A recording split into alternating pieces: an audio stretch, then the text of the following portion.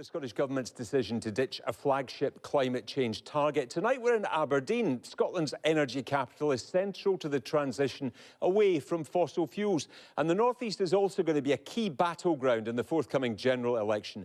So what matters most to people here? Let's find out. Welcome to Debate Night. Debate Night is the only show in Scotland where you get to put your questions directly to the people in power, answering them on our panel this evening. Aberdeenshire-born singer-songwriter Sandi Thom. Sandi shot to fame with her single I Wish I Was a Punk Rocker almost 20 years ago and was one of the first performers to build a career online. She's had over 70 million plays on Spotify and is back with a new single, Revolution Anthem, released last month. Chief Executive of Scottish Financial Enterprise, Sandi Begbie, is also with us tonight. That's the representative body for Scotland's financial services industry, which he hopes to grow by $7 billion over the next 4 years. Sandi's worked in corporate banking and asset management for almost 40 years, and last year joined Scottish Labour's Independent Advisory Board for Economic Growth. From the Scottish Conservatives, Tess White is MSP for North East Scotland and party spokesperson for health and social care. Tess has been in politics for 10 years and before that previously worked for over 30 years in the oil and gas industry. Also with us this evening, Richard Thomson is the SNP MP for Gordon and party spokesperson for international trade, Northern Ireland and Wales. Richard is a former co-leader of Aberdeenshire Council and was head of campaigns for the SNP at the 2005 general election.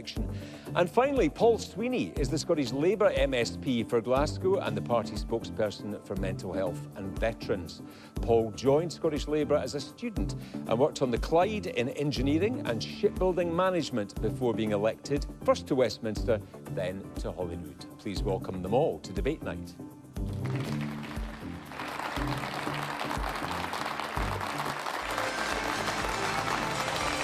And welcome to our audience here in Aberdeen. It's great to be back with you. And you can join in the discussion from home, wherever you are in Scotland. BBCDN is the hashtag you need on social media right now. Get involved in the conversation. And our Debate Night podcast is available for you to download straight after this show. So let's get started. We've got lots to get through tonight. Our first question of the evening comes from George Taylor. Good evening, George. Following the Scottish Government's U-turn on carbon emissions, can we trust any party on climate policy? Thank you, George. The Scottish Government has announced it's ditching its flagship target of reducing greenhouse gas emissions by 75% by 2030, although they say the overall target of reaching net zero by 2045 is still in their sights. Paul Sweeney, Labour have got a history of U-turning on stuff. 28 billion climate pledge has been changed and adapted by you. Why should anyone trust Labour on climate policy right now? Well, I think it's easy to set targets and to produce numbers, but actually what you need is a firm plan of action to deliver it and to build the capability to do it. And I think what we've seen in Scotland over the last 40 years, really, is a failure of industrial strategy. If you reflect on the legacy of the North Sea, what have we really got out of it as a legacy? Maybe two big companies, Wood Group, Subsea 7, we should have had a lot more. If we're looking towards the opportunity for renewable generation, we really need to build that industrial capability. So Labour's commitment to establishing Great British Energy with its headquarters in Scotland, building that capacity. In Scotland or in Aberdeen? Well, indeed, it's up for grabs, and certainly I'm sure Aberdeen will make a strong bid. As a Glaswegian, I would be loath to say that Glasgow might put a bid in. It'd be a good opportunity for it. Many different cities in Scotland, but I think Aberdeen would certainly have a strong shout at it. Because this is the energy capital of Scotland. Wouldn't you expect it to be here? Well, I would expect it to be here, so we'll see what happens with that opportunity. But the key thing is not just about a headquarters and a brass plate, it's about an ecosystem of companies that we can build in Scotland. We know that when we look at all the wind turbines being built in this country, none of them are manufactured in Scotland, and it's heartbreaking to see that industrial opportunity passing us by. And we've just seen recently, the latest opportunity for construction of an offshore wind farm missed the deadline to qualify for capital investment, which is a huge failure on the part of the Scottish Government to get that opportunity in place. Even looking at things like my own background in shipbuilding, we're not pulling together all the ScotWind bidders to actually utilise the opportunity to do all the construction for offshore support vessels for all these offshore wind farms in Scotland. They're likely to go to Norway and to the Netherlands. Let's try and capture these opportunities, and that turns towards things like our infrastructure. We're seeing capital investment in public transport projects cut back. Ironically, in Glasgow, a city that's represented by the Green Minister in the Scottish Government, the biggest capital investment project for transport in that city this year is in a motorway reconstruction project. So we've got all our priorities wrong. It's one thing to set a target. It's about actually putting in place the building blocks towards achieving it that's been found wanting. Tess White, this rollback on climate targets actually started last September when the Prime Minister announced a move away from the targets that had been set for petrol and diesel cars and also for gas boilers. Why should anyone trust the Conservatives on climate? Well, before I address that, I just want to say this is the first Green government that's failed to actually said that it would not reach its targets. So this current government said that it would reach by 2030 75% reduction in emissions. So it's massively let down and just not credible. So Westminster actually said that Rishi Sunak, that the cost of living crisis meant that people had to rethink, and people that took priority, so adjusted the targets. But the Climate Committee actually said to the Scottish Government, saying that the Scottish Government, that they didn't have credible targets. They set targets, but they have no plan in place to deliver them. Let's see what the audience is going to say about this. Lady in the third back row. Yes, on you go. Yeah, the race to net zero is actually damaging our rural economy and rural areas.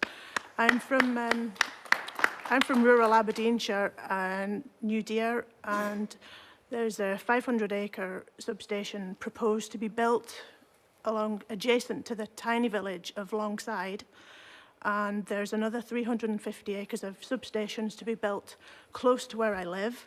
There are 1,000 megawatts of battery storage also proposed where I live. This is destroying agricultural land for food production, and it's also devaluing rural properties. Yeah. We had this issue around battery storage down in the Borders when we were there for a show as well. Let me just hear from the man down here. Yes. Hi, I was just going to say, I think that the keys for energy security and strategies in the wrong hands. It should be taken out of the hands of the politicians, because they're only in power for a period of time. This is a far bigger issue for the country, and will suffer in the longer term. So George's question, who can we trust on climate policy? You don't trust any individual party on this? No, it needs to be taken to a level where people have the right knowledge, competence and capability, rather than pulling figures out of thin air, because that's what we're hearing the whole time, and we're very, very quickly losing our sort of position, actually, as a recognised sort of power in energy expertise. That's fastly moving to the Far East, a lot of that capability and knowledge. So, if you talk about, being an industrialised nation, we need to get back to the roots of what we're really good at. And as I say, that's taking it out of the control of the politicians and get to a fundamental level that we have a base level strategy, and it doesn't matter what party's in power, that's what we're moving along and on that journey. Sandi Begbie, Scottish Financial Enterprise, would you agree with that? I completely agree with the point that's been made. I think, Paul, I spent 8 years in the industry, the energy industry, earlier in my career, and one of the things we would regularly talk about is that the political cycle doesn't lend itself to long-term thinking around energy policy and strategy. You need to make long-term capital decisions. It'll be 15, 20, 25 years, and you need to have that stability around strategy in order to make those decisions. I think secondly is we need to have an honest discussion with the public. I think targets have been thrown around in this space, not only in this country but elsewhere, and the reality is we've not really taken the public along with us. There are big decisions, like some of which we've just heard already, and I think that it's wrong to think that you can actually set long-term targets in certain parts of this journey, but a lot of them are going to be relatively short-term, 2, 3, 4 years. There are so many unknowns on this journey. We don't know where some of the technologies are going to go. We don't know where some of the new technologies and innovation is going to come from. So actually, it's very easy to just say we're going to hit this target in 2030, 2035, when actually the reality is that that journey is going to require a lot of different decisions along the way, and we need to be honest with the public around that. We also, in Scotland, we've also managed to create a situation where you've got Scotland 2045, Glasgow's 2040, Edinburgh's 2035. We've almost positioned it as a competition. That's just a waste of time. And that's Is it confusing people as well? Completely confusing people. And I think that, you know, what we hear from investors is that confusion does not help the environment to make these long-term investment decisions. Okay, thank you. Man in the check shirt in the third row. I think we also need to think about what we're actually measuring. It's not just the targets. What are we actually measuring?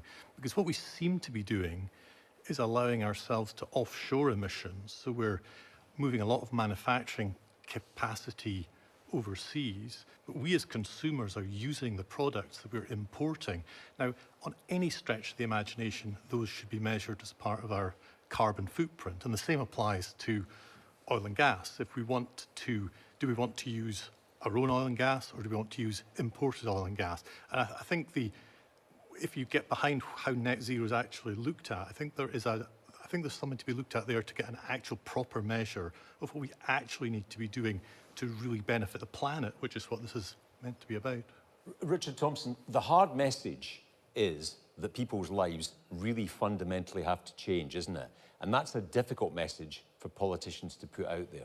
I think that's absolutely right. And look, I think we've made considerable progress in terms of the baseline, which was to reduce emissions from the 1990 baseline. And emissions in Scotland are down almost 50%, similar figure across the UK. But you've missed 8 out of 12 recent targets. So considerable progress has been made. But I think the thing is not to have targets, yes, to be ambitious, but if it turns out that they are unrealistic, there's no sense in sticking to them, and you have to come up with more credible pathways to get there. And so yes, why you're set them in the first place? Well, if you know you're not going to get there. Well, you don't know that you're not going to get there to begin with. But what I would say is the Scottish Government tried to set a target of 70% reduction by 2030.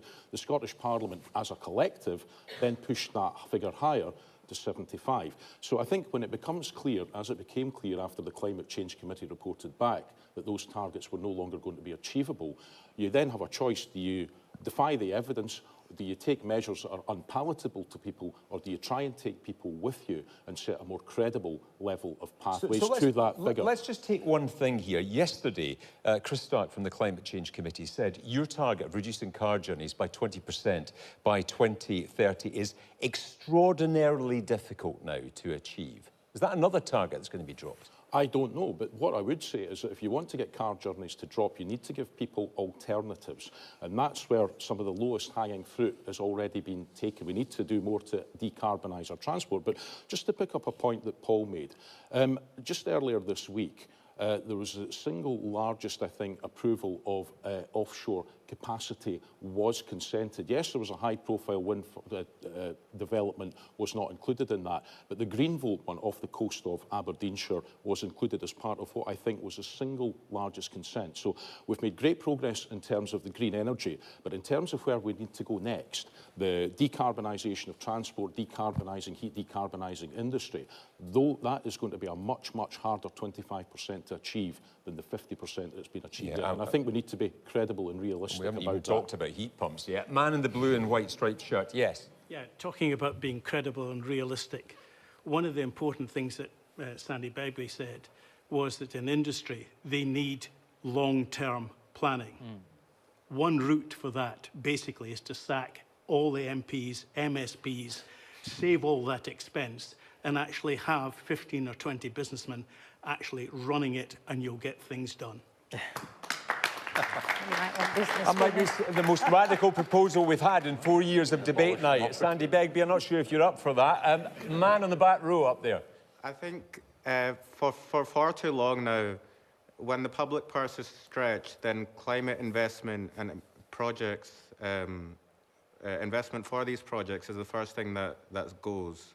So I think we need to have money, a certain amount of money that's ring-fenced for these projects and must be spent to achieve our targets. Thank you. Can I hear from the lady in the glasses, and then we'll go to the man in front after that. Yes. How can we call this green energy when we have 70-metre pylons ploughing through our countryside from the north of the country down into England, exporting our energy, which most of these companies are international companies, Spain, France, etc., and our local rural communities are being torn up. Our houses are being devalued and nobody is listening to us. Thank you. Man in front as well. Yep, on you go.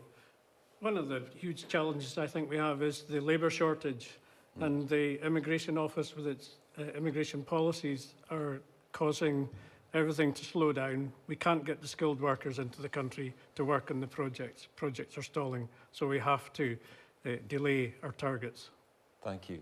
Sandi, Thom, who do you trust on climate policy from what you've heard this evening and what you know? I mean, look, climate change is a global crisis, you know. I think it's very difficult, as my namesake said, to try and, you know, have some sort of a trajectory or try and govern the, you know. We all have a knock-on effect on each other at the end of the day, globally. But I think, you know, look, I've lived all over the world. I lived in the Middle East for 5 years where, you know, I watched the vast majority of people there not be able to harness solar power. So I think as a country, Scotland actually is on the right trajectory. And as you said, 50% less greenhouse gas emissions annually since the 90s. So I think what the First Minister was doing with, I don't think he was in any way throwing out the policy of 2030. I think he was just saying that it's ambitious and it's not going to be attainable. Like, it's very difficult to try and second guess what's going to happen. So I think politicians work together more on this? Absolutely, absolutely. I think, you know, politicians should set aside their colours of their ties and what party bench they sit on and get together, because at the end of the day, this is something that's going to affect the entire population of the earth. This isn't just a crisis that's happening in, you know, across Scotland. But I think that if you were to trust a government, I think that the current government, given, you know, the coalition between the SNP and Green Party being fundamentally environmentalists, I think yes, I think they could be trusted. Well, we'll see how long that'll last. We might come on to that in a second, but let me hear from the man in the black top first. So we can't have our cake and eat it. I live in rural Aberdeenshire, and if we have to have more power infrastructure, I'm afraid we just have to have it. And we need to find ways to compensate people, perhaps if the properties are, but the communities should benefit. That's very important, but we have to have that infrastructure. So as part of the change, we have to accept this. And the man next to you as well. I'd like to help out by buying an electric car, but apart from anything else, you've taken more of my hard-earned cash in the Scottish Government. I'm also then told that we're digging up other parts of the world in order to make these electric cars. They're heavier, so they're burning more rubber, they're wearing out the roads more. Who am I supposed to believe in order to help out, other than if I get an electric car, the air in Aberdeen is going to be cleaner? Your views on all of this and everything you hear on the programme tonight. The hashtag is BBCDN on social media. Let's go to our second question of the night, which comes from Martin Finlay. Martin, evening. Good evening. Is the marriage of convenience between the SNP and the Scottish Green Party heading for divorce? I've just been talking about that, haven't we? The power sharing agreement between the SNP and the Greens under strain at the moment. The Greens obviously not with us in the programme tonight. They will be with us in the coming weeks. Richard Thompson, if you are heading for a divorce, isn't it better to pack your bags and go first?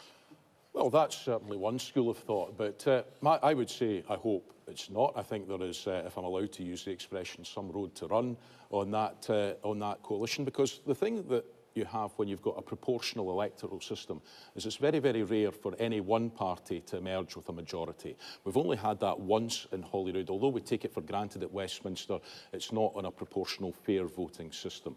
We take coalitions for granted in local authorities. Both the Aberdeen City Council and Aberdeen Shire Councils are run by coalitions between various parties. So it's natural that we should also see that from time to time in the Scottish Parliament as well, if nobody gets a majority. But I think that the Bute House agreement has promised many things. There are many good things that are being delivered on that, but the Greens have an absolute democratic right to decide if they no longer wish to be a part of that. And if they don't, we know what happens looks like next, because we've had minority government before, and as the First Minister says, that's exactly what the SNP would go back to. One thing I would add to that, though, is that minority government places a responsibility on all the parties that are in the chamber to be able to do, just as we were talking in the previous item, work together from time to time. You don't need to agree on everything, But the nonsense that we saw towards the end of the last Parliament of constantly trying to pick off ministers and votes of confidence, or of threatening to bring budgets crashing down, you have to be able to come together for the greater good. So if we do end up in a minority government situation again, which, as I say, I hope that's not where we get to with this, that would require other parties to step up and take an appropriate level of responsibility too. We don't have the Greens on the panel tonight, but I know we've got Green members in the audience here this evening. What would you say to them to encourage them to stick with this agreement? Well, I think that there's much that is good in the Bute House agreement. I think that there has been an overlap. I think there are some particularly good things in the North East, like the Energy Transition Fund exclusively for the North East, £500 million worth of investment over the next 10 years, which is as big as the City Region deal that there was rightly such a fuss about. So I think that we're working together in terms of investing in rail and the prospect of bringing rail back to the north of Aberdeen. But you're not meeting your climate targets, as we heard in the previous question, and that's what's annoying them at the moment. Well, that may be so, but I think that people have to make a judgment. Are you more likely to achieve those climate targets by working together or by going back to a minority situation? I think good things can still happen from a minority government perspective, but I think that's something that people in the Green Party should weigh up carefully. OK, gentleman in the maroon top, near the back. Yeah. I should declare an interest. I'm an SNP member, but this could give us a chance to see something refreshing. It could let us see the smaller party in a deal express a democratic wish to leave that deal and the larger party not go through all kind of legal gymnastics to keep them in it. Right, OK. And gentleman on the back row. Hi. First of all, Sandi, I'd just like to say I'm a big fan of yours. I've been following you since '09. You know, I'm a huge fan, but I know, don't mean to take it out of context. Please say that's not the only reason you came No, it's definitely not. No. I'd just like to say, Putty Zemmel, on top of that, I think it was important because if you think about with the SNP and the Green Party, how do we expect our country to go smoothly when there's always conflict amongst everyone and there's no direction for where the country's supposed to be going? I think the most important thing is Putty and this stability is the most vital thing in my opinion, and having stability with the country and amnesty amongst the parties isn't really the best way to go forward. So is there any way, you know, this could all just get settled and then we can just go on with the freedom? OK, gentleman with the tie down here. Yes. Thank you. I find it fascinating that you're saying that a coalition works best.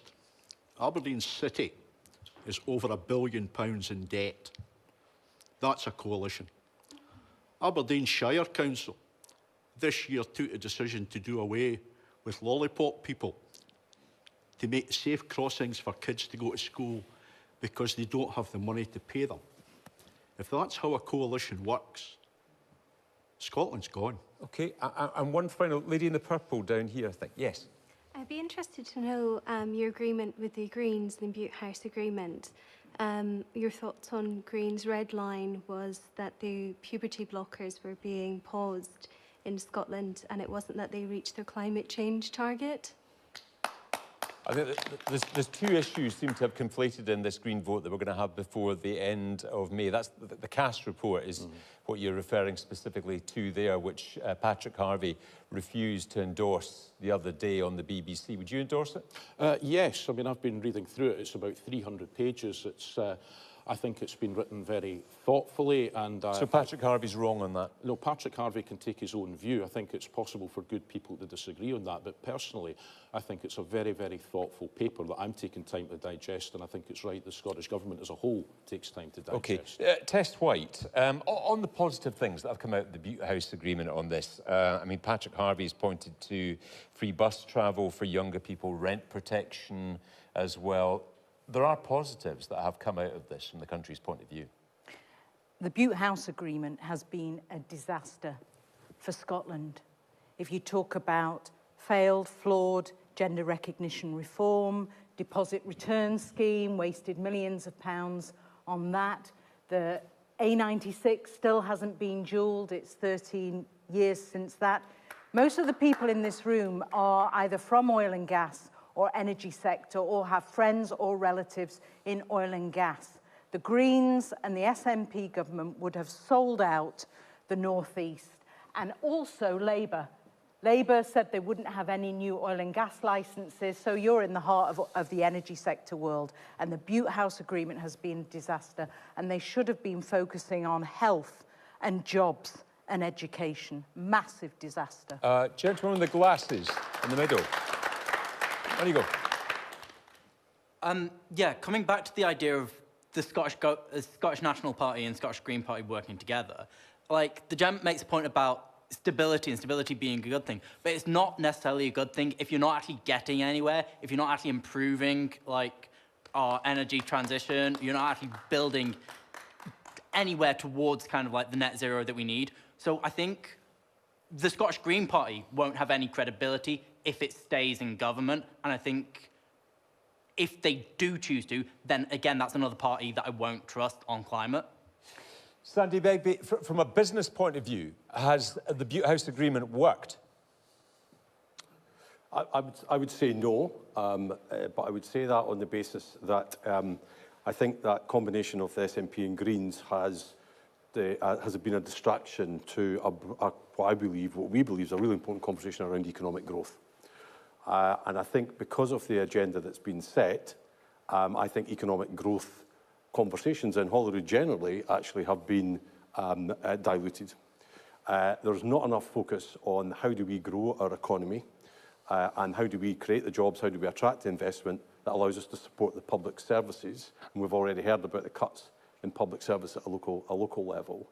And we just don't think there's enough airtime being given, and we don't think the Bute House Agreement is facilitating that airtime that's needed around how do we get the sectors, energy, financial services, professional services, biosciences, life sciences, etc., the ones who are contributing significantly already, how do we take that to the next level? Because that's the way that we're going to be able to take this country forward, is by generating higher economic growth, which allows us to then fund the public services that we all want. On that point, though, about it has delivered stable government for the last few years, isn't that a good thing? From a business point of view, I think that it may have delivered stable government in areas that that don't directly impact on business. From a business point of view, it hasn't. Skills has been mentioned, and I'll give a good example. Skills should be a topic that actually all the parties should be able to come together around. This should be a non-contentious issue. This is about having a further and higher education system that allows our young people to have the education and develop the skills that our economy needs. This should be pretty straightforward. But because we've had that coalition in power, it meant that other parties, I think, have found it quite difficult to engage in a constructive way. So, to Richard's point, I think all the parties need to come together around some of these topics. Whether the Bute House Agreement survives or not, we need to see a change in Scotland for the benefit of business, because there must be topics that the parties need to align behind. And skills is a classic example. I speak to lots of different business groups. We're the same. One of the things we keep asking government to do, whoever's in power, is fix the skills system. We fix the skills system, you immediately start to transform the country in terms of economic growth. Let me hear from the lady in the pink over there. As a student, I'm much less worried about the disagreement between the Greens and the SNP, and much more worried about the state of our education system. I wondered, how are we gonna save colleges and universities who are facing really kind of tough financial decisions at the moment? I mean, the local colleges having to cut places. Both universities in Aberdeen have voluntary severance schemes. My university threatened to cut an entire department. How are we going to stop our education going down the pan? Okay, I need to stick to the question just till we get to the end of that. Gentleman in the middle there. Yes, on you go. Bute House Agreement. Does it have a future? Well, I'd like to explore the marriage analogy a bit further. So if we're heading for divorce with the SNP, my question is, do you expect to be dating again later in the year? Just how far will you go to stay in the marital home? Are there any parties that you won't form a coalition with? Ooh, okay. Well, let me bring that to Paul Sweeney and say, in 2016, you might be in a marriage of convenience with the Lib Dems if things work out for you here in Scotland. What have you learned from the Bute House Agreement? Well, I think what we can learn is that the first decade of devolution in Scotland had a relatively successful coalition between the Labour Party and the Liberal Democrats, which delivered significant improvements to Scottish public life, massive improvements to public services, a massive record reduction in poverty in Scotland, for example. What we've seen over 17 years nearly of an SNP-dominated government in Scotland is, a government that is now effectively intellectually exhausted, and it's been artificially propped up by the Greens. Would you do business with the Greens? I think we need to be open to engaging to get our business through the Parliament, and that's on a case-by-case basis in many instances. But what we've seen actually is the Greens effectively shilling for the slow decline of Scotland in the last couple of years. You know, I'm struggling, the gentleman there, for example, mentioned local government. We've seen the evisceration of local government in Scotland, aided and abetted by the Greens. I don't see how that can be at all consistent.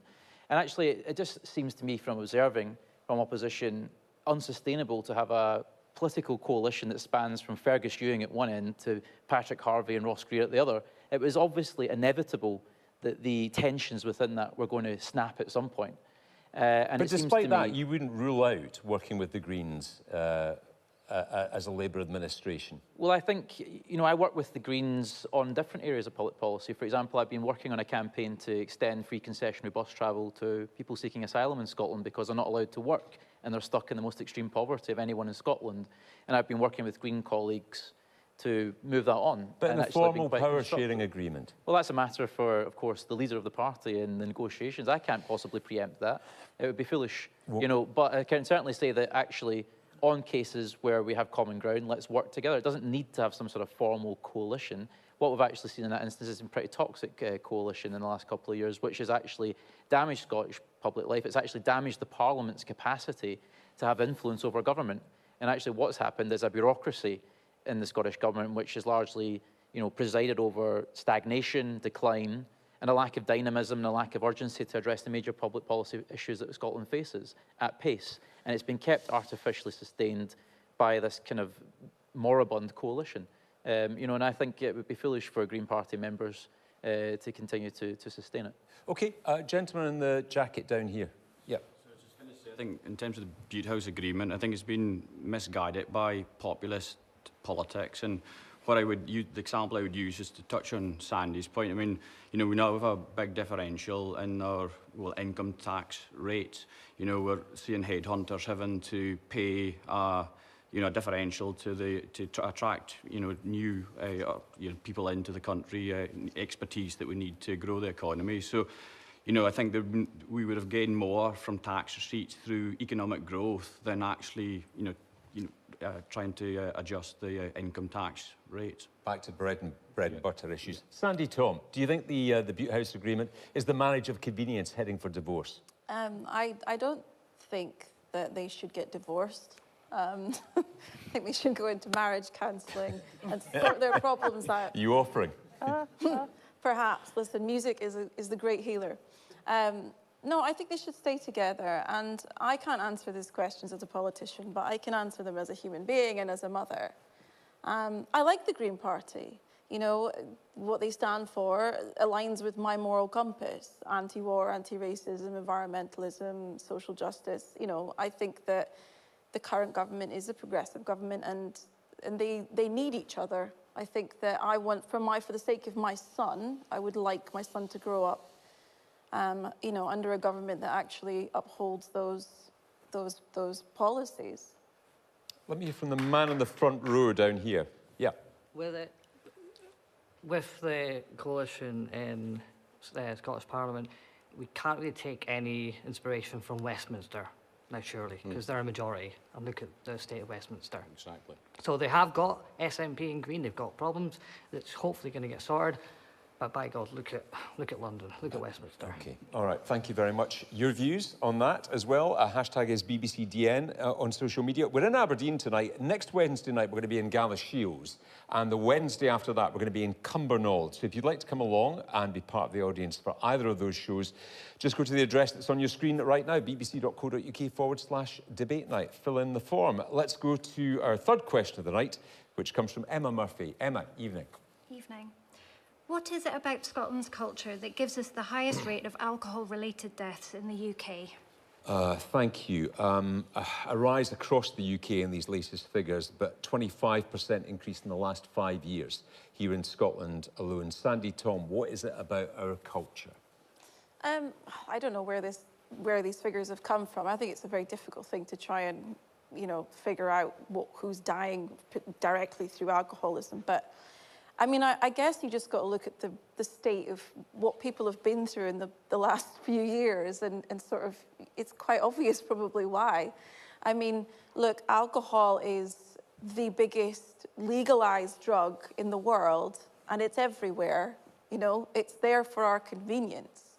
But it's But we've always had highly a particular addictive. problem in Scotland, going back generations. Well, do you know what? I'll tell you a funny fact. Apparently, I read this somewhere that I think it is Romanian men across the planet drink the most. So that's a small fact for you. But I don't think it's anything to do with particularly Scotland. I think, you know, with COVID and everything that people have been through in the last few years, life has been stressful enough. Alcohol is an addictive drug, and people turn to it to cope with the stress of life. I think that probably the biggest thing that would make a difference is to recognise that severe alcoholism is actually a severe mental health condition. It's not just something that, you know, should be brushed aside. I mean, all the other drugs, you know, apart from alcohol and tobacco, are illegal, and there's so much support for people who are struggling with that addiction. So should we have more restrictions? Do you think we've got minimum pricing here in Scotland? Does that need to go further? Well, I think I think it's not necessarily the people that are turning to the alcohol to, you know, to solve their problems, to cope with life. I think it's life itself that we should be addressing, and the actual problems themselves that are causing people to drink more that need to be addressed, as opposed to the alcohol itself. Paul Sweeney, I mean, this has got worse since lockdown, and changing different patterns, drinking patterns associated with that. But this has gone on for generations in Scotland. It is a complex picture, and it relates to Scotland being the most rapidly industrialised country in the world. People working in often fairly harsh conditions, shipyards, mines, and you know, Billy Connolly talked about the casual vomit, you know, of going for lunch, a liquid lunch, and then being able to sort of continue working while spewing. You know, that was actually part of Scottish culture up until fairly recently, but you know, the flip side of that is as Scotland massively deindustrialised in the 1980s and 90s, we've had communities completely left behind, structural poverty, which has been self-medicated by, you know, consumption of alcohol and other drugs. And we've never really got to grips with the sheer scale of that structural problem. You know, you mentioned where, you know, this show is going to Cumbernauld, but, you know, if you look at a city like Glasgow, it's half the size it was half a century ago, and it's because certainly the most economically upwardly mobile people moved out of the city, leaving concentrated areas of poverty. Deaths are 4 times higher in the most deprived areas in Scotland. Indeed, the inequalities there are really marked, and that sense of alienation, of despair, is only been accentuated by lockdown, being trapped in housing conditions that are terrible, you know, lack of any education or job prospects. These are all really tough challenges that this country has to deal with, and we aren't really treating it in a systemic way. And certainly my, you know, education and working in the drug space in the last few years has been quite harrowing, but it certainly has opened my eyes up to the sheer scale of deprivation and poverty that this country has in its midst. And unless we deal with that, we're not going to get anywhere fast with it. Just to say something that's very poignant about this particular area of Scotland. You know, I was born in Banff, and I grew up in a little town called Macduff, and you know, we recently visited again to go to a funeral of all things. But you drive through these little coastal towns, and they're like ghostly. All the businesses have shut down, and it like you say, it's depressing. You know, so like there isn't this. There's almost like the soul's been taken out of it. So I really, you know, these small pockets of where society is now living in these little ghostly towns needs to be addressed, because that's what's causing, like you say, the alienation, the turning to alcohol as a stress relief. Okay, let me put it into the audience here. What is it about our culture that has led to this? Lady in the black. Well, then could you not just say that the alcohol dependency actually just represents the failure of mental health services in the UK? You think that's the correlation that we need to get to the bottom of, what is going on there, the lack of support for that? Man in the back row as well.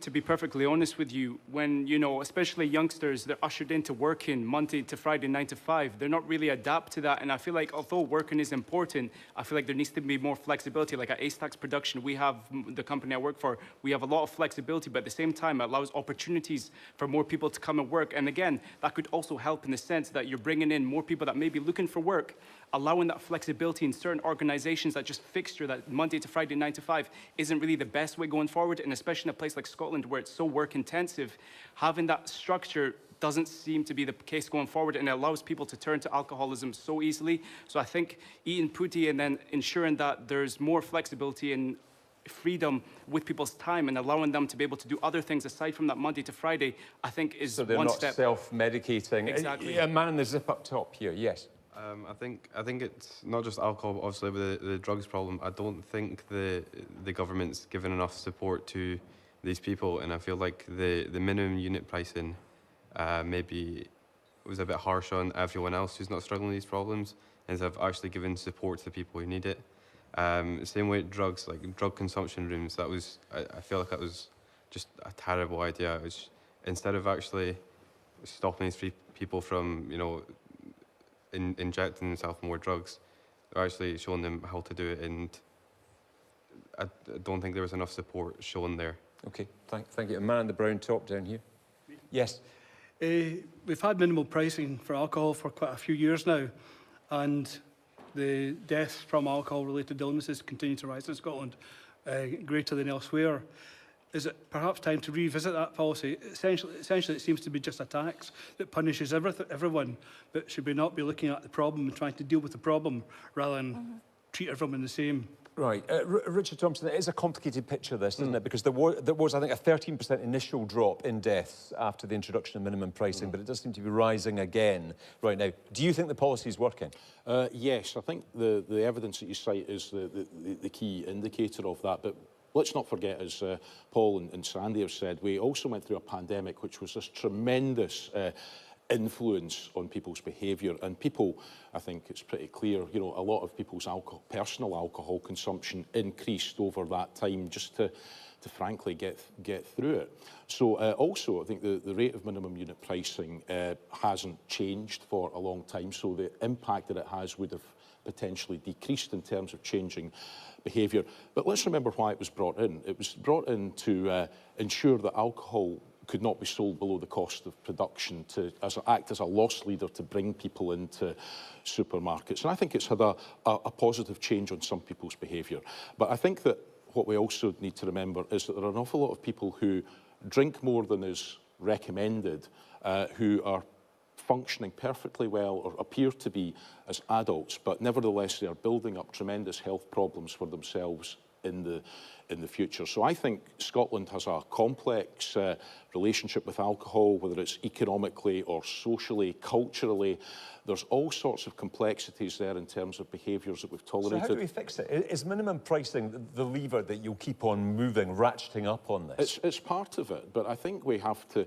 I mean, social attitudes are changing slowly. I mean, I remember when I first went into the workplace, working in an office, it was still just about tolerated that you could go for a couple of pints at lunchtime on a Friday. I mean, there was no casual spewing afterwards.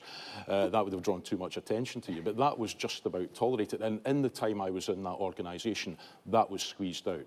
Now, there's all sorts of other measures that have been taken. I would say banning alcohol at football after the events in 1980, that also had an effect in terms of helping to change people's attitude towards alcohol. But I don't think there is any one big single intervention. It's about how we as individuals and collectively choose to change our relationship with that. But there are so many economic, social, cultural, environmental factors that are at play there that there is no one single solution. But I do think that minimum unit pricing has a very important role to play in that picture. Studies show 40% of people between 18 and 25 now are not regularly drinking alcohol, so there may be change taking place in society. Man with the beard. Coming back to a point that Sandi made about these coastal communities that are ghost communities becoming. I work in education along the North Coast, and you've got your Banff, your Fraserburgh, Peterhead. We work with young people and they tell us they are bored. Sometimes our young people are turning to alcohol because they don't have the same social opportunities for a variety of reasons.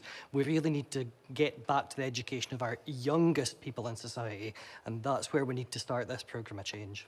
Sandi, Begbie, education, is that the key? Or is there something in our culture, something else that we're not seeing? I'll come back to the culture point in a second. I think the point on education, I mean, one of the things I did in the back of COVID, I was asked to look at a young person's guarantee. So I was involved in putting together the Edinburgh Guarantee in 2011, which basically, on the back of the economic crisis, was to give every young unemployed person in Edinburgh and the Lothians a guarantee of work experience and work placement. And I was asked if that could be possibly done across Scotland. Following 2 years, we created almost 30,000 opportunities for young people in either apprenticeships, in jobs, in work experience, etc. I have long believed that giving young people a guarantee is the way through a lot of things in society, because I meet far too many young people who just see no hope, and they don't see any way out of their situation, regardless of where they are in Scotland. I chair Developing Young Workforce, so I go across Scotland, I speak to lots of young people, and some of them are truly inspirational, but I still meet far too many young people who just see no hope for them. And whether it's rural areas or in the city or in the central belt, doesn't really matter, we come across them wherever. Work and education is definitely part of the solution here. If you give people some hope, if you give them self-esteem, if you feel as though they're contributing, then that will make a significant change for them. And I've seen, we did a pilot in Dundee last year where we took 70 young people who were on the cusp of going into the justice system, worked with employers, education, local authority, 69 of them after a year, rather than an apprenticeship in a job, and only one of them had actually gone into the justice system. So education and work is absolutely part of this. And the comment about mental health, there's a trustee in a mental health charity, there's a direct correlation between work and mental health. If you're in work, your mental health improves, undoubtedly so. The point I would make, just on culture, is I've been fortunate in my career to travel to many different parts of the world. If you go to Asia, there's an ownership of your personal health that we don't really have here. And a lot of that comes down to data and awareness.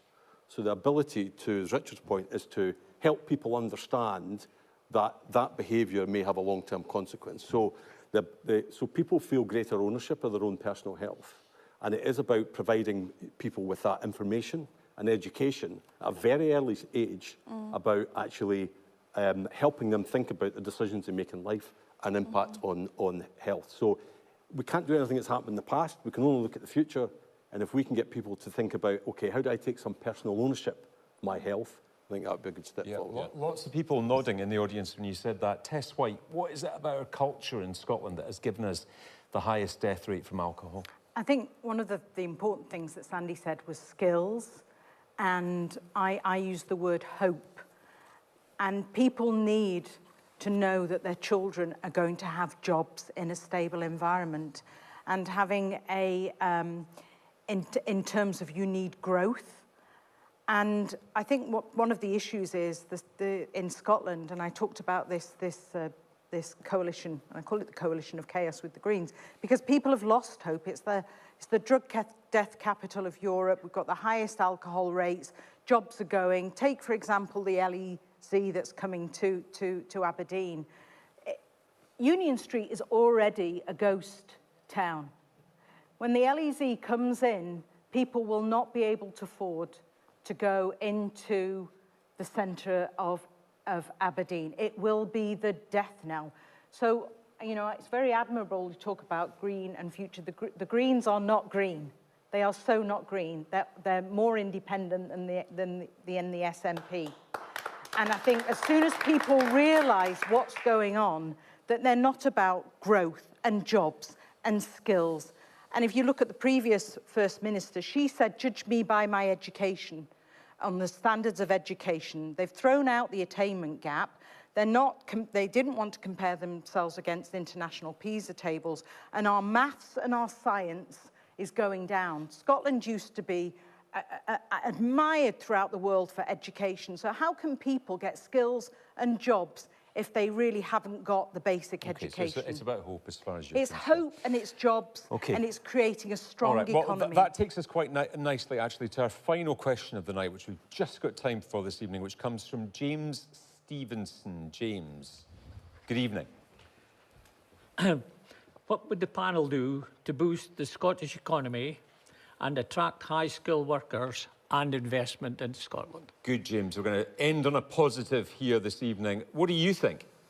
Well, they need to scrap the hostile tax regime that this coalition government managed to get through. That's the first thing they need to do. And we need to start raising money off creating jobs and making more money in industry. That's where they need to be encouraging industry. They're industry averse. Okay, well, interesting you should say that, because HMRC figures out just today actually showed that more people had moved to Scotland despite higher tax rates here than the rest of the UK. Sandi, Begbie. Yeah, I mean, the stats today are 21-22, so they predate a number of the changes that have been made in the budget. It also called out the fact is that they had, even in 21-22, you could see a reduction in the number of what you'd say are the high-end jobs. And that, a survey that we just completed recently with our members would say that that figure has deteriorated further. So to the question, we need to find a way of really increasing the size of our tax base. You know, as the CBI reported, 11% of the tax base in Scotland pay over almost 70% of the tax that we take. That's an unsustainable situation. We've got less than 15,000 people at the top end of tax. Earn a lot of money, don't dispute that at all. They're earning a lot of money. That is not a sustainable tax base. We need to find a way in which we can attract more jobs and more investment, and that investment creates those jobs. And you don't see that happening at the moment with the economic and business strategy from the government? No, I don't. And I think that tax is part of it. Income tax, I think, is definitely, it's past that tipping point. I think we shouldn't lose sight of land and buildings tax, which is substantially higher here than it is down south. So if in our industry, if you're looking to redeploy anyone, and I'm not talking about high earners here, I'm just talking about even someone that's earning, you know, the average wage of £30,000–40,000 a year, then actually they've got higher income tax and they're going to pay a lot more for their property. But we need to be creative. We need to think about ways in which we can attract those jobs, because we need to increase the size of the tax base. Our industry, largest in Scotland, 150,000 jobs. We pay above the average salary. In the year to end of 22, we created 14,000 more jobs in Scotland. That, by our calculation, is almost 250 million in tax. We need more of that. We need more of that. We need more of that. Okay. So our argument is how do we work with government to add another 14,000 jobs next year and the year after, regardless who's in power, whichever political party, that's the type of engagement we need to be having. Okay. Paul Sweeney, what do we need to do to boost the Scottish economy? Well, we first of all need to sort out our planning system. One of the consequences of the massive cuts to local government has been a collapse in the pace in which we're approving new planning developments in Scotland, and that is really gumming up our potential for economic growth. Furthermore, we've talked about, I think it was touched on briefly, the disconnect between the skills and the institutions of colleges and universities not being able to grow and expand to meet the needs of industrial growth in Scotland. We need to sort out that disconnect. For example, my old employer on the Clyde decided to create its own skills academy because the college sector is not able to respond effectively to the need to train welders, electricians, and even train up project managers and so on. We need to get to grips with that in a seriously aggressive way to meet the needs of this country's potential. Tess White, what would you do to boost the Scottish economy? I think the Scottish government needs to work for the people of Scotland and not this obsession about separation from the UK. Richard Thomson? You're gassed away flabber to find I take totally the opposite view to Tess. I think having a Scottish government with a full suite of policy powers would be an excellent starting point. But in terms of having those powers, I think there are some things that we need to do quite urgently. The Institute for Policy Studies, I think it was, have said that over the last few years there's an additional £6 billion of red tape has been put in place by the Conservative UK government. Largely that's due to Brexit and taking red tape and cutting it sideways to create far more of the stuff than ever existed before. Penalising our exporters, making it more expensive to import. What about tax, though? Sandi Begbie's point is that the tax is putting people off. I'll come to that. So being back in the single market is point one. In terms of Sandi's point, I don't think there is any correlation necessarily between levels of personal taxation and economic growth. That appears to be indicated in the figures that you read out, but of course we can look across the North Sea to a country like Norway with far higher taxation, which also does a great deal better in terms of its economic outcomes. There are many reasons for that, but I would suggest that personal taxation is not acting as a drag. So I could privately give you a list of a whole range of firms who in the last 6 months are interested in moving jobs to Scotland and tax as a barrier. It's a fact. Well, as I say, it doesn't seem to be something that affects other countries. But one thing We need to be in control of our immigration because, as has been said a few times from various points in the audience, we have a labour shortage. We should not be turning away skilled and willing workers. But one final point that I raise at Westminster repeatedly is about investment in research and development. Now, the UK invests below the European average in terms of research and development. And of that below average spend, over half of it goes, perhaps you might expect, to London and the South East. Scotland just about holds its own. But if we were in control of the incentives and the tax round about that, I think we could be doing an awful lot better. And that's back to our universities and further education. Exactly sector, so. And for a wider... Okay. Okay, Sandi, Thom, what do we do to boost the economy? I mean, I think to add to everything that everyone's already said, as an entrepreneur and as a businesswoman, I would say stimulate entrepreneurship. You know, that's going to make a huge difference. Make it somewhere that's welcoming, and also equipping the future generation with the skills that we're going to need for the next decade, because, you know, everything is constantly evolving, and we're going to need these courses to be introduced into universities and colleges to understand, you know, what the next wave of technology is, where everything is headed. So entrepreneurship and equipping us for the next decade. And we haven't even mentioned AI yet, have we? Man with the beard right in the middle. What do you think? How can we say that we want to promote research and development, but then also reduce funding to universities? That's the circle. That's the circle, isn't it? Man with the tie here, yes? I find it quite interesting that you're saying that we need to do these things. Aberdeen, the other week, their food banks were going short of food. This is supposed to be the oil capital. You have people starving, going to food banks that are working, not people that that are unemployed. We're talking about people that are working. We're talking about people that stay in their cars and sleep in their cars because they've nowhere to stay. You need to get the education and the tax thing sorted out so that you can get people back into work, to give them that opportunity to boost themselves, to help their mental health. Irrespective of whether you want an independent Scotland or not, heaven help us if that ever happens. Okay. Because you can't run it what you've got just now. All right, we're out of time, I'm afraid, this evening. Thank you very much indeed for all your contributions tonight.